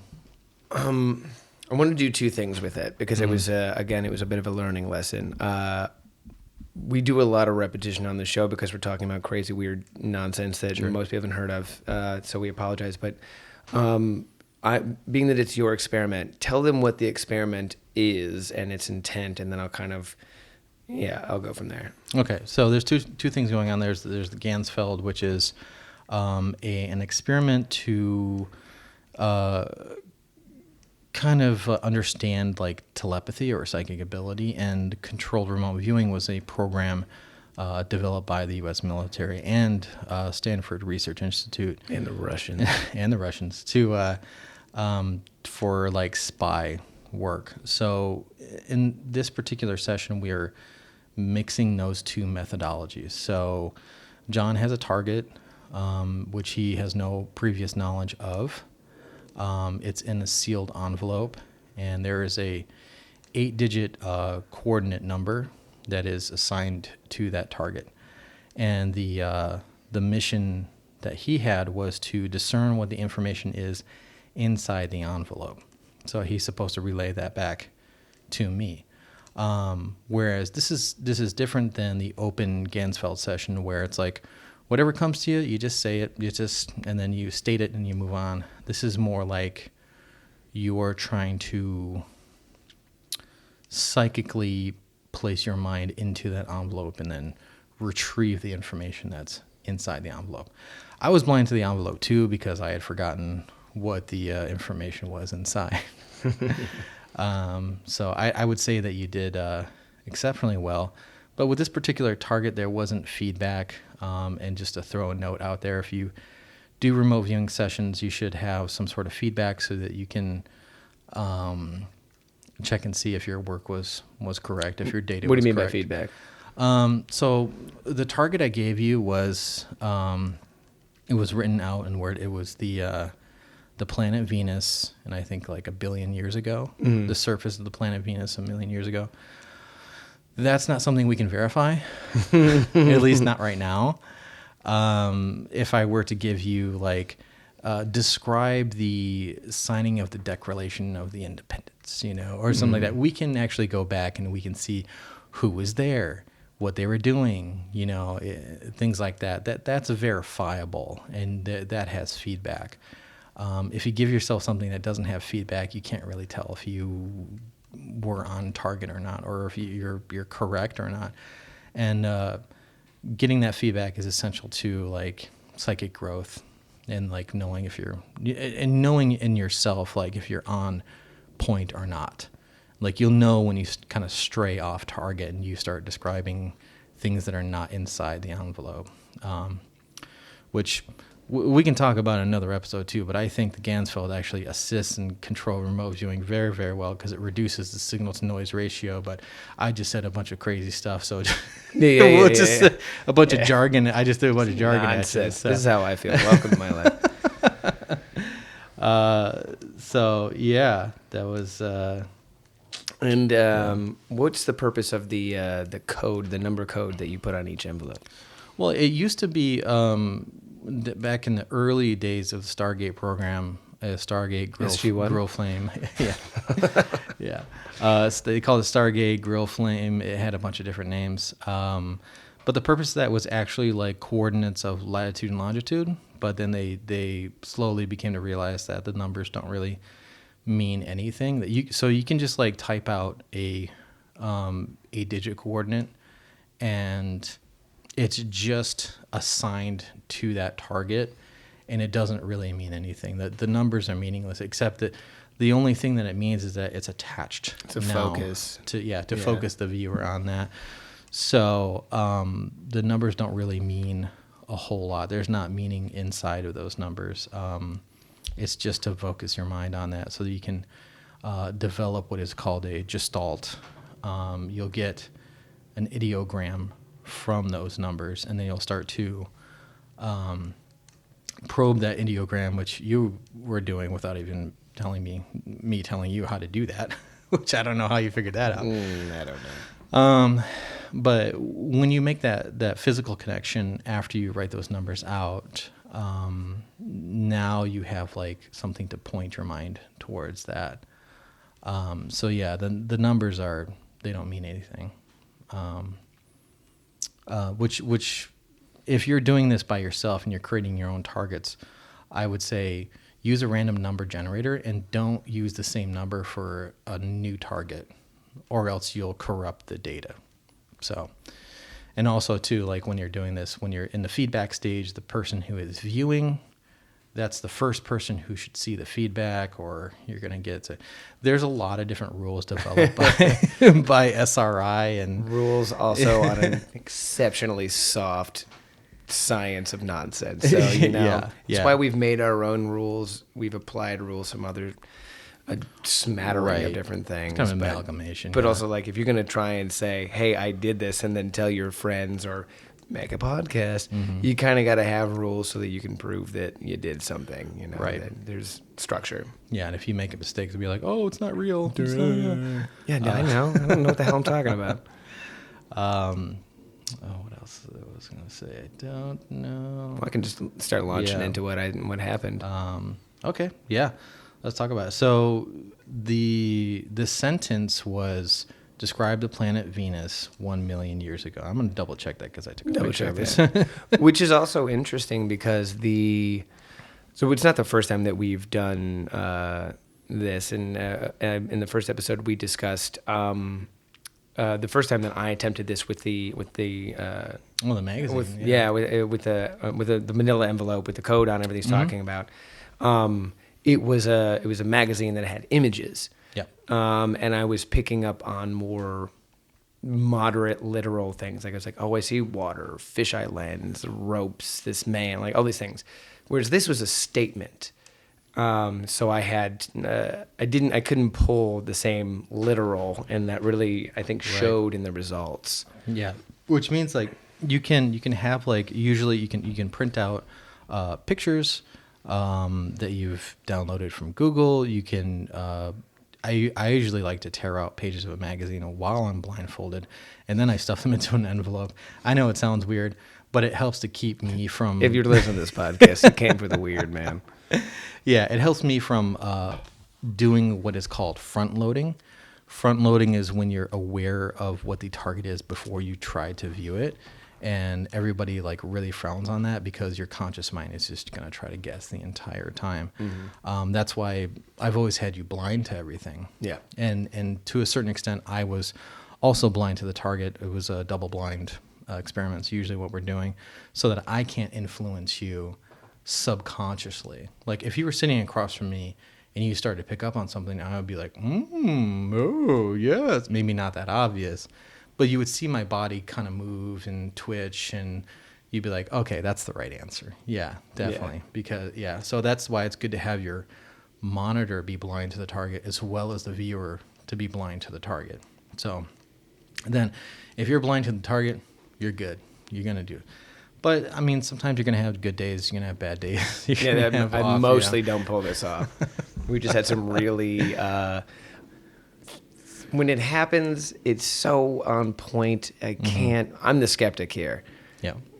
When it happens, it works too well that I can't call bullshit, and then I get mad and I walk around yelling, and James laughs at me, and then he convinces me to do a podcast. Like it's but it's I don't even know. It's hard to describe what it is, but it has made a skeptic a confused believer on this end of the mic. Yeah. So this particular one, it wasn't a picture. It was a statement. It was a question. Well, more of a statement because it says a leading statement. Describe the surface of the planet Venus 1 billion years ago. That was specifically what I wrote on the paper. So what started to come in? The first things that Jon said were naked breasts. And No. The first thing was the black paint. Oh, I thought that that comes. Is that later. it? You listened to it more recently. That's what I remember being first. Yeah, the paint comes later. Oh, okay. I remember that being first. So the first thing was, again, fractals, and then it feels like a lobby, and then it starts to feel like a womb, and then it feels like breasts, and then the fractals became more nature-like and soft and curvy and less geometric. Yeah, specifically is what he said. The first round of the day, everything felt more charged and aggressive, and like I was being monitored as much as I was, looking in, and there was like literal like wide-shouldered shadows flexing. Fractals tend, and because of geometric, tend to be very sharp, and there was a lot of what could only be described as a male energy, because by the time I got into the second session, I very quickly started saying, oh, this, like I keep describing it as like it feels like I'm in a warm skin thing that keeps changing shape. Like I've called it a worm and a lot of different stuff. That was the first time I went, oh, I feel like I'm in a womb situation. Yeah. Like I started saying womb, breast, femininity, curves, like the fractals softened, the energy of whatever I was in softened. And even at one point, I kind of laugh and go, I apologize, but what just happened to the shape is everything went very vaginal all of a sudden. And like, sure, I can be very open with my sex and sexuality, but it's not ever really come into any of these experiments. I've never really had that before, so it really stuck out in both the essence of like what I was feeling, and as well as the imagery. It all kept going that way. Like I hope we all know what a vagina looks like. It had that, and not like we were talking, majora and minora. We're talking like multiple full. I'm trying to be so gentle and nice right here. I apologize, but like it though not specific, not really just looking at a woman's vagina or a person's vagina. It had all of that essence and shape and vibe, and it was kind of ebbing and flowing within that way, which, because I didn't know what the envelope was, I was just throwing it out as I saw it. Yeah, which it was really interesting when we took it out of the envelope, to see that it was the planet Venus. And that word specifically, Venus. Femininity. Meaning femininity. Men are from Mars, women are from Venus. All that. Even back to Greek history, Yeah, the etymology of Greek history is like, that's the word they described. Feminine and like female sexuality and like the body parts of a woman is Venus, There's even that famous painting of Venus. I think it's called The Birth of Venus. It's The Birth of Venus, yeah. And it's like curvaceous and seductive and warm stuff. Yeah. So that's the old school like term Venus. So like your subconscious mind is like, okay, he's asking for Yeah, how do we expound upon how that? how do I explain that? And like if you don't share the same language, like we Yeah. talked about, the subconscious mind doesn't have language to use, so it's got to tell you in a way that you understand. And even if it did know. literally show me the surface of Venus, however many years ago, do you think I have a language for what I just saw? Like right now, as far as I know, Venus is mostly a gaseous ball. Yeah. At some point, there's theory that Venus had more of an Earth-like status that then was destroyed for whatever reason and became this thing that it is now. I wouldn't be like, yeah, that's Venus, bro. Like I wouldn't know what to call it. I would say a bunch of things. So however, I see sand and dirt and this and that, and I'd come out of it and be like, oh, maybe. Like this, I hope, or I guess in this situation that whatever my brain or whatever I was communicating with, whatever the link that draws me to what is in this envelope, whether it's an outside source or just whatever is attainable through our own brains in this capacity, was putting it in my language. It was saying, okay, this is the question, and I can't answer that in a way that it makes sense. What do we know of Venus? Right. Bam, there it was. Yeah. So that is one thing that I can verify within this. Other stuff, I can't really tell you what the surface looked like a billion years ago because I'm not that cool, Is that really what it is? Is it cool factor? I'm not a cool guy. Brad Pitt knows exactly what the surface of Venus looked like 82 cool. billion years ago because he's cool as shit. Yeah. But no, we just don't have that information available to us. But I can confirm that you said vaginal, and I can confirm that the Greek word for vagina is Venus. Mm-hmm. So, but okay, so you're still skeptical, audience. You're still you want proof, huh? So the next thing you say is, well, burnt sienna, orangish. You start getting describing colors, and then you said paint splatters, and you said what, specifically black splatters on a white background. Yeah, and I tried to lean more into it, the description. And I said it reminds me more of spray paint than like if you throw paint splatter with like a brush, you're going to get a lot more of a drip effect. Yep. And I say this because I love painting a lot. Like you're going to get more drips, you're going to get more mess, and when you do it with spray paint, it tends to just hit and stick and dry exactly where it is. It can be you'll get more circles than drips a lot of the time, and that's how I tried to lean into it. And then we moved on. It was a quick hit, and then we just fucked off and started getting into a lot of other things. Yeah. But what did I do with the pen? The marker. So originally I was just going to give you a pen, but I was like, oh, I have a Sharpie. You want a Sharpie? Yeah, okay, I'll use a Sharpie. So, and what you're doing is you're kind of drawing on the outside of the envelope while you're laying down and trying to perceive this envelope. Normally, I would just rewrite the numbers over and over again. That was kind of your first lesson to me. Yeah. Just copy the numbers down and try to get a sense of the numbers, or try to create a gestalt. Sometimes it's hard for new people to create a gestalt, so that's why I just said repeat the numbers. But that seemed to work. But this, you were using a Sharpie on the envelope, and then it bled through the envelope, and it started to bleed through onto the paper. Mm-hmm. It was weird. So my process normally, like I said, is I just keep writing the numbers, and then at a certain point when I kind of just feel like I'm grooving, I will stop writing. But I'll always keep some point of contact on the envelope, which is like a hand or whatever. This time we were in such a groove. I was doing a lot of I just feel this, I want to do this. So I grabbed the envelope. It's I don't really want to write the numbers. And I put for the first time, I put the envelope on my chest, and I had the Sharpie in my hand, and then I just held the Sharpie also to my chest. I wasn't writing the numbers. And then at times I felt compelled to just kind of draw, to scratch on there. At times I was trying to illuminate kind of James to what I was seeing. I don't remember exactly what, but I was I see a little bit of this. It kind of looks like this, and I try and draw it out.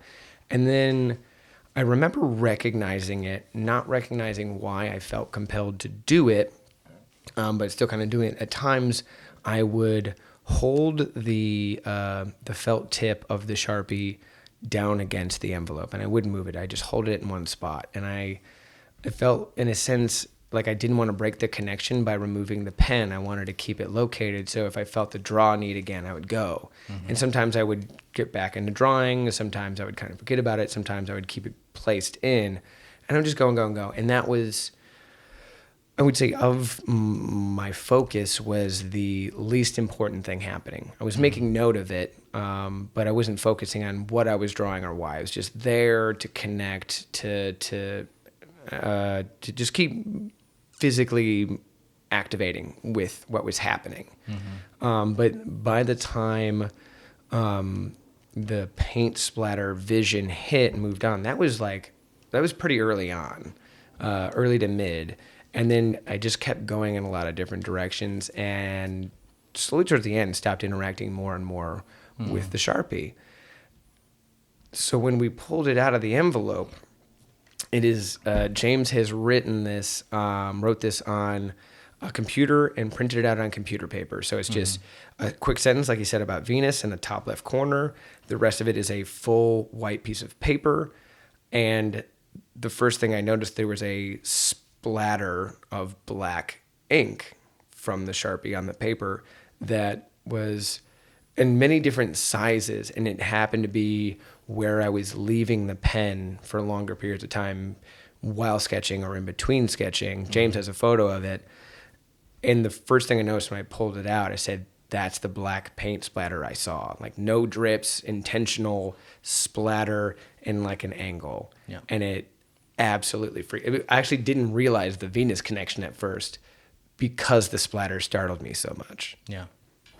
That's what I noticed. I didn't notice the splatter at first, but I saw the word Venus and I was like, shit. Oh, shit. Yep. Wow. And weirdly enough, this one's all documented. Yeah, it's all recorded. It's all You in got the episode recording, 4. you got video and audio. Yeah, I took a little bit of video. It's mostly audio, so if you want to go back to episode 4, check that out. It's all documented. Like, yes, this time we did it. We did it. We documented this time. Yeah. Later, you did go on to describe more visceral things, which I see this happening laying out as a story, but this is my own interpretation. Ooh, go! I'm intrigued. So what I'm interpreting here is that you started to get 80s vibes. There was like a mall. There was like kids playing at this mall, and then it switches. A lot of like 80s throwback. Yeah, 80s. Which is why I said I just went off. And yeah. It was in a whole other world after that. So, and then from there, and like you described a food court and like the very 80s decor, 90s decor. And then from there, I noticed a turn because you started to say, now you're getting sharp vibrations and you're seeing tremors. Mm-hmm. After that, you said the sentence, I'm feeling a sadness that is not my own, which kind of was like, Jesus Christ. Startling. It was startling. But then you start to describe a very aggressive and tech forward futuristic world. Mm-hmm. And then there's like military bases that look like the bases on the game Halo. Tech everywhere, sad. And actually, I guess this is weird too, because this was more literal, but it's like flashes of literal. It's not like I landed on a planet that's dying. This is not I'm seeing an eyeball monster. This is like I get it, I guess I describe it a lot as when you like look at lights and then you close your eyes and you can still see them there. Mm-hmm. That's how these images hit. Like I'm not just like I'm standing at a military base. I'm in a mall. I get flashes. Like I said, like I see a fountain that reminds me of a mall. Mm-hmm. You know, just those really tacky, weird fountains. I was like, and it looks a little older, maybe a little 80s. Oh, I see like people dressed like they're in the 80s, and it's just like it's a flash. I'm not seeing their action. They're not walking past me. This isn't like I'm not there. It's like I don't know, it's hard. It's like I'm getting smacked with it and then it's out. So I can't stick with the details and pull any more out of that. But for some reason, the 80s clothes and aesthetic was way more locked in than I usually get. Yeah. And I just going back over all the details of this, and I wrote them all down as I was editing today, and I'm seeing a narrative here. So you have this like girls at the mall, like teenagers, like hanging out, chilling, and everybody's happy. It's the 80s. Everybody's cool. And then something happens. Sharp vibrations, tremors, and then all of a sudden we start to see this like tech forward imagery. I think there was a society, this is my theory. Mm-hmm. There was a society that was developed up into like the 80s, kind of whatever you call that, you know. Everybody was happy. Then something happened, and now that drove them to this very aggressive tech forward society. Mm-hmm.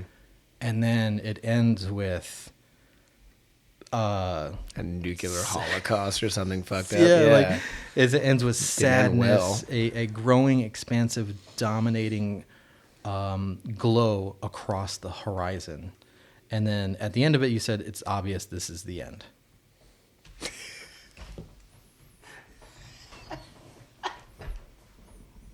So dark. So dark. It wasn't meant to be dark. Oh god. It was meant to be just a fun little thing. Sometimes on mushrooms. End of the world. Yeah. It is another interesting. Yeah, that was it was rough. Yep. Another interesting thing you said was not our future. Yeah. Not our human being future, somebody else's future. And I felt that it was strangely like obvious to me. Yeah. I guess if I could describe it, it's in the multiverse theory of like, you know, a lot of things happen and then those choices fracture off. There's a universe where the Cold War ended in nuclear holocaust and then whatever else. You know, it felt like tapping into to view an alternative. Like, this isn't mine. I'm fully a viewer. No one's aware that I'm here. And I'm just getting these like smatterings of vision from this thing that felt familiar and foreign all at the same time. The military-esque and very tech-heavy, would you say that is the purpose of that was to destroy some other nation, or was that... Yes, it felt warring. Warring? Like, I even like the Halo description, because I was trying to move quick and find the words to it. It had future tech, but military essence. It didn't, and it like, of course, everyone's like, well, all military is this. Well, some of it is preventative, sure. Yeah. I'm not giving a whole lot of excuse to the military. We should reduce the budget. But it didn't feel passive or like we're trying to make society better. This felt warring, aggressive, protective. Could you see any weapons? No, it was more. It was more the space. It was more like a base. Like you could see.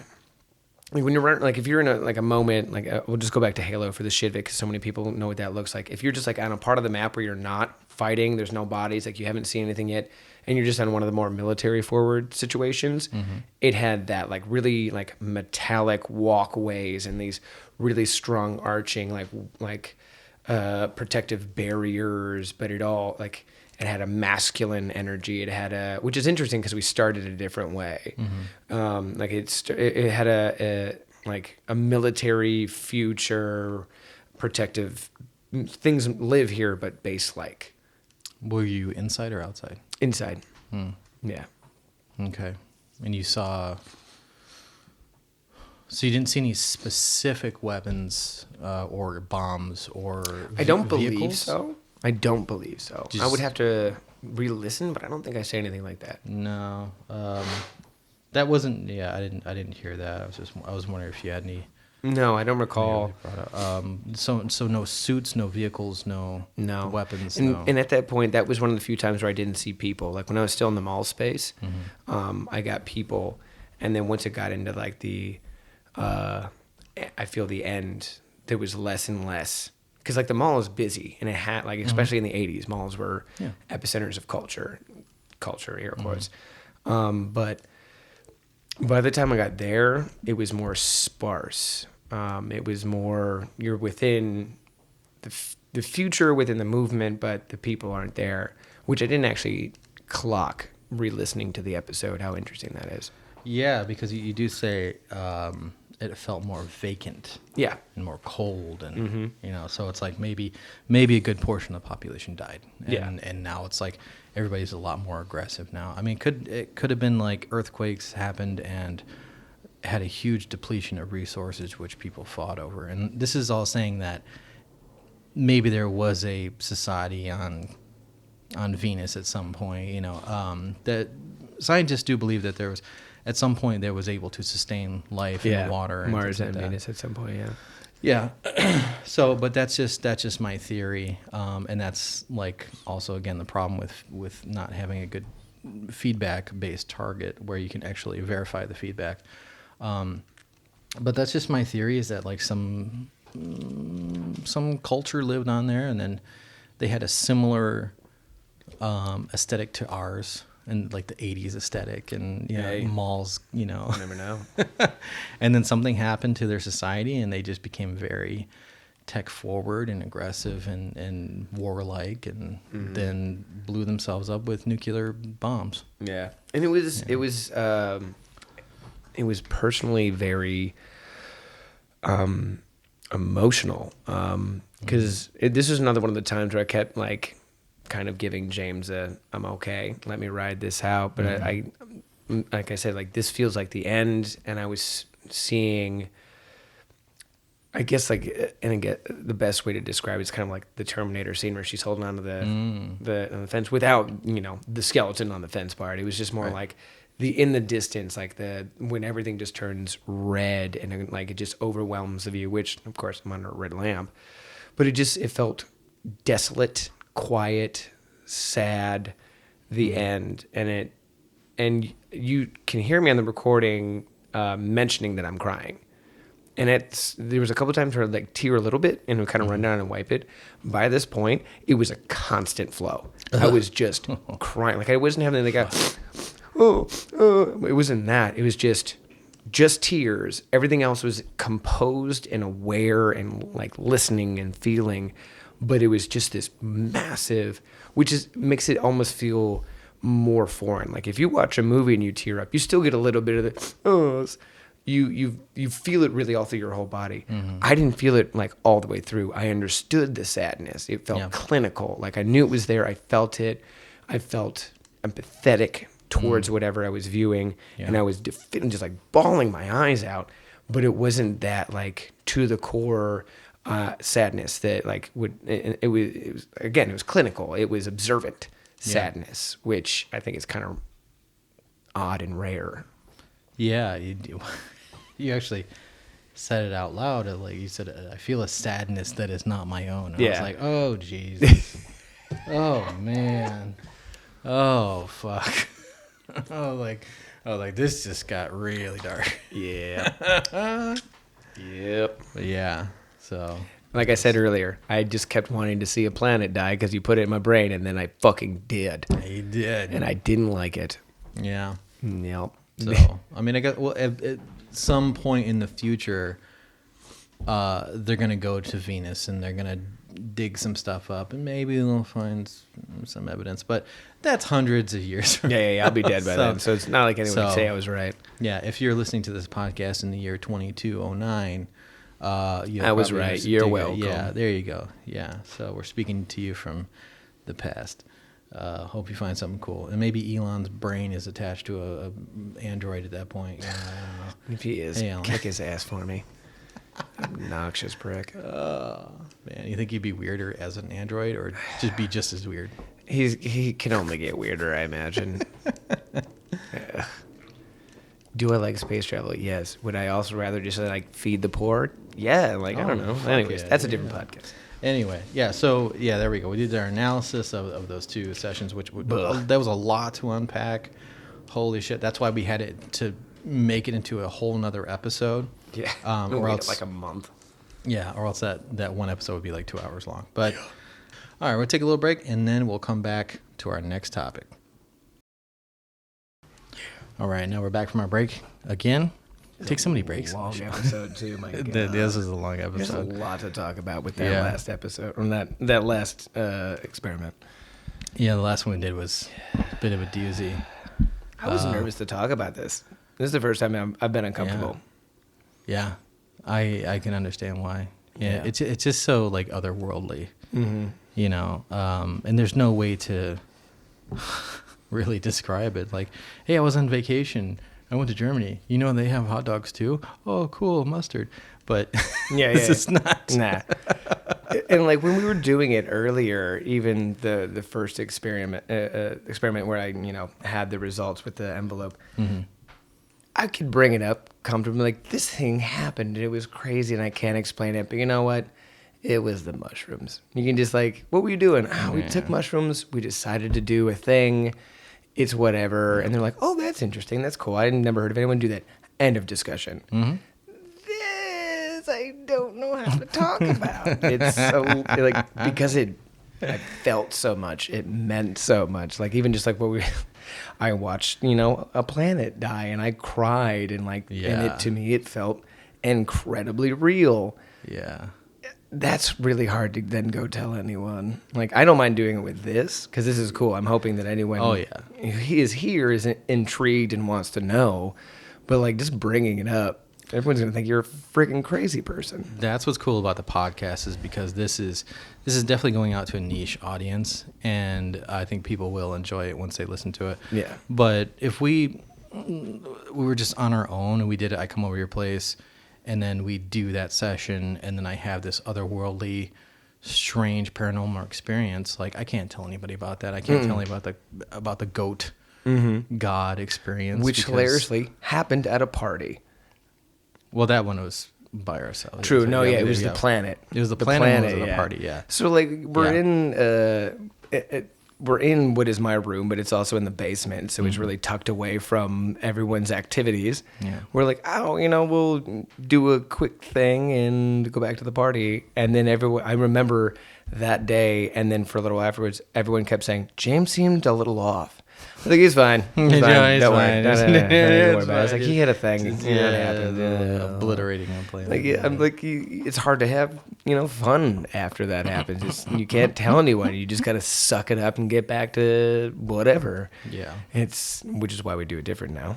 But yeah, it's fun to finally talk about this fully and in whole, and hope that someone wants to hear it without, I don't know, all of the social pretext that makes it uncomfortable. It's bizarre. Yeah, because if you're at a party and you mention this to somebody, like, hey, what do you do? What'd you do this weekend? Like, well, this is what I did. And people look at you and like, okay. All right. You're weird. Yeah, you're a weirdo. I don't know if we're going to talk anymore. Yeah, they think you're weird. You think you're crazy. They think you're making it up for attention or something like that. But, and of course, like, we talked about how people want answers, and there's no answers. Yeah, straight facts. With this guy.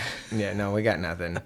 All we can say is like, hey, do you want to try it? And I would imagine that is going to be a lot of no, I don't.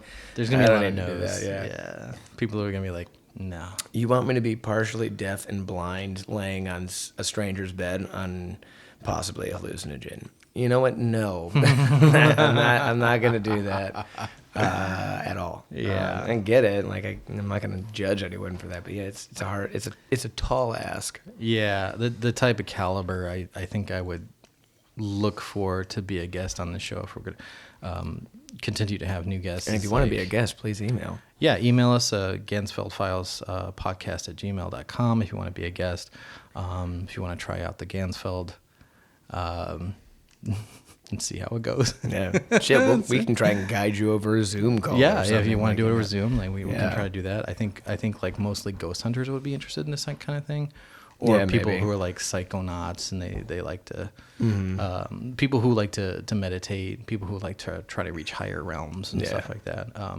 But I think the other thing we talked about was this. I intuited from what you were saying during that last session that this method that we're using is kind of like, it's not a key, it's more like a crowbar. Yeah. That was my analogy. It feels very, oh man, it feels very, very rough and barbaric. Yeah. the way we're doing it, which Yeah. I think the way you're supposed to do it is be surrounded by monks chanting and reach the higher. Yeah, in the jungle with a shaman in a tent. Yeah. Yeah, So something. No. This is more like kicking the door in and screaming, "I'm here! Hey!" Farting across the universe. That should be That's the name of the this name of the podcast. podcast. Yeah, Farting Across the Universe with James Whalen. You're welcome. I'm a genius. Yeah, that's great. But like, man, that's how it always starts. Is just with even I hate the childhood science class. I've been like, and then an apple dropped on his head and he found gravity. Like just, but even if you want to play into that, it's something about the way the world works sparks that intrigue, and then you go, even if it's something silly like that, or what we originally, this was just for shits. Mm-hmm. You know, just Yeah, you just had an for fun. idea and Yeah. you asked me to do it, knowing that I'm weird enough to say hell yeah, and I did.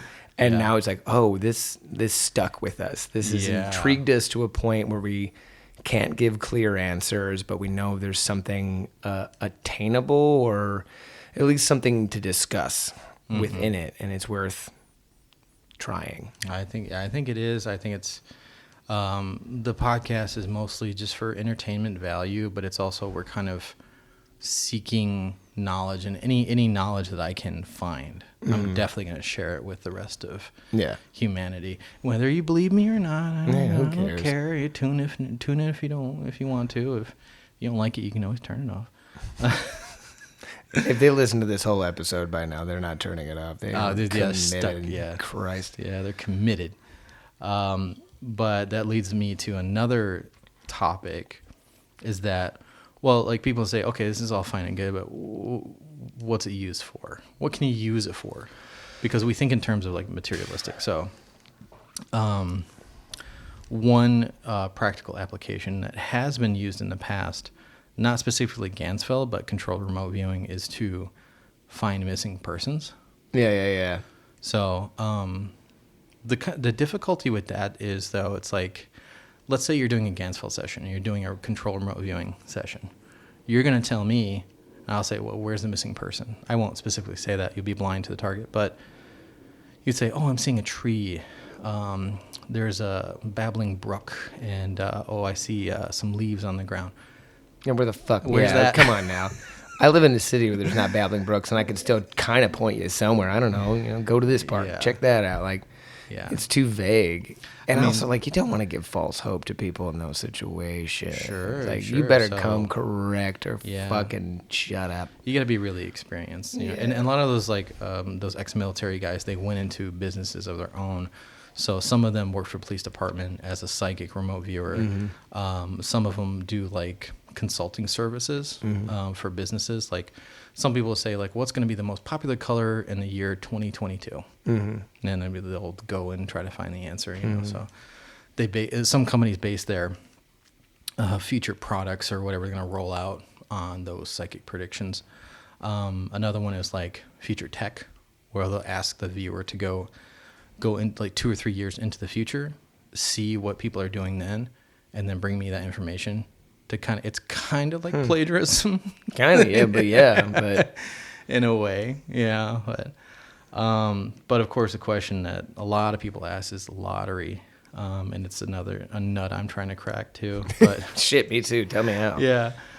So it's like numbers are the big challenge for like psychic viewers, you know. And people would say, well, if you're a psychic, you would have won the lottery. And like, well, it's not that easy because like, what is number 2? A number?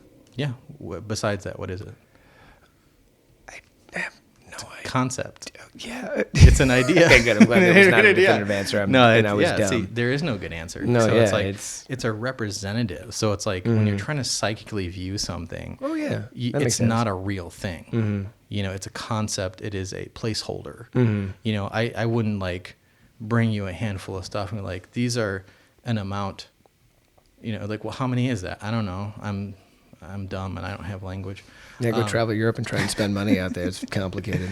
Yeah, but it's easier to say, I have 7 apples in my hand. You're like, you got 7 apples. Okay, that'll be $8. I don't know how much apples cost. Yeah, whatever. But in practical terms, we use numbers to be representative of things. So they're not actually things. So that's why it's hard to psychically view that. Makes sense, yeah. There is a term called associative remote viewing. So if you want to say the number 1 is going to be now represented as Statue of Liberty. The number 2 is now going to be a can of beans. So you associate that. So it's like, oh, the first number of the winning lottery number is can of beans. All right, that's number 2. So that viewer will have to try to view that association, not the number. Oh, man. So Sounds like a pain in the ass. yeah, it's a pain. Yeah, because think about like 70 different numbers you would have to associate pictures with, because it's 1 through 70, like at least on the Illinois like Mega Millions, it goes up to like 70, and I think that's where they cut it off. So it could be 29, 7, 10. That's going to be really hard to do. But something like the pick 3 you could probably pull off, because it's 1 through 10. But yeah, that's sounds like we got an episode to try that out. yeah, on. we'll try. Yeah, we'll try to make some money on another episode. Consult service, you could have a bunch of experiences and sell some books, too. Horse track, I don't know how you would do that. I guess numbers 1 through 8, do an association. Horse betting. Another one interesting is archaeological consultation. Oh. So this is what some of the ex-military viewers do. So an archaeologist is like, hey, I can't find the connection between this ruin and this ruin. Or why would they go 1,000 miles just to do this one thing? And so they use their psychic abilities and the controlled remote viewing to kind of fill in the blanks. So if they say, oh yeah, you missed a spot, and they go into a pyramid, that's what it's called, the pyramid in Egypt, and they say, oh, well, there's a room that we haven't previously discovered. So they can kind of like boost and help. Interesting. A little All bit. right. Yeah. I wouldn't have expected that. Yeah. So stocks are a little bit, stocks is the same thing as like money. So you have to make an association for that. I wish we would have done this and tried to land Bitcoin about 10 years ago. That would have been nice. Cool. God damn. Other than that, you got any ideas of what we could practical uses for this? I guess if, because I don't even know where to start answering that question. Personally, as an artist, I feel, everyone has heard of writer's block before, and if anyone's ever tried to create, there's a lot of times where you got a lot of things that you want to make. You're making notes. You wake up in the middle of the night and you're like, I got a fucking idea, or this and that. Like, you might have a journal full of ideas, whether it's a painting, a play, a book, whatever. But then it's sometimes you get that writer's block, or you don't know where to go next, or just nothing is clicking. It could be an opportunity to find a bigger idea, something more complicated than what you're landing in. I know we've talked about this. I get a lot of ideas like right before I'm about to fall asleep, and oftentimes it's the most frustrating. Yeah. Because there's that comedian from Minnesota that died in the 90s, Mitch Hedberg. One of my favorite jokes from Mitch Hedberg is one of the hardest things about being a comedian is, and I'm going to butcher it, and I apologize to anyone who's a big fan, but the hardest thing about being a comedian is getting that idea like in the middle of the night and having to convince yourself to get out of bed so you can write it down. Yeah, is it worth it? And I get that all the time because I'm like almost in that sleep state, so my brain is free and unfiltered and not plagued by all my neuroses, and an idea will come, and I'll lay there and go, oh, fuck, I'm so tired. I'm almost about to, okay. And I have this like duality of, if I get up, I'm going to wake up to do this thing. I'm going to be activated. It's going to excite me to figure it out, because I like to really, really beat out an idea. But also, if I don't get up, I might lay there and do it anyways, and then plague myself not doing it. Yeah. So it could be a way to in a sense, achieve that method, but in a place where I'm ready to write it down, or I have someone who's listening who will write it down. I could see that. I have no idea. I have no, like what you said, like all those kind of make sense, and you can kind of, expound upon them. Maybe not a missing person, but a missing item. Someone lost their keys. You can have that. Sure. Or, you want to know what the next big market is for housing, or I don't know, whatever. Just to grow ideas from a different mindset instead of just practical application, numbers. They bring a group of people and just talk it all out, or focus groups. Like instead of just always those rigid mentalities, right. A way to free form. Because also like what we just talked about with that second session, we went from femininity, womb, to paint splatter, to the 80s, to the world. Like it was 20 minutes, but I'm all over the map. Yeah. So even if it's you're just trying to come up with something cultural or product wise, like get into the zone, and you might just throw a ton of ideas out that someone might latch onto and be able to run further with.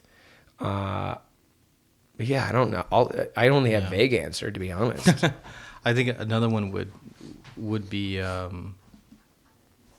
I guess with this podcast too, I think I want to do some kind of dimensional cartography, if that makes sense. Nope. Okay.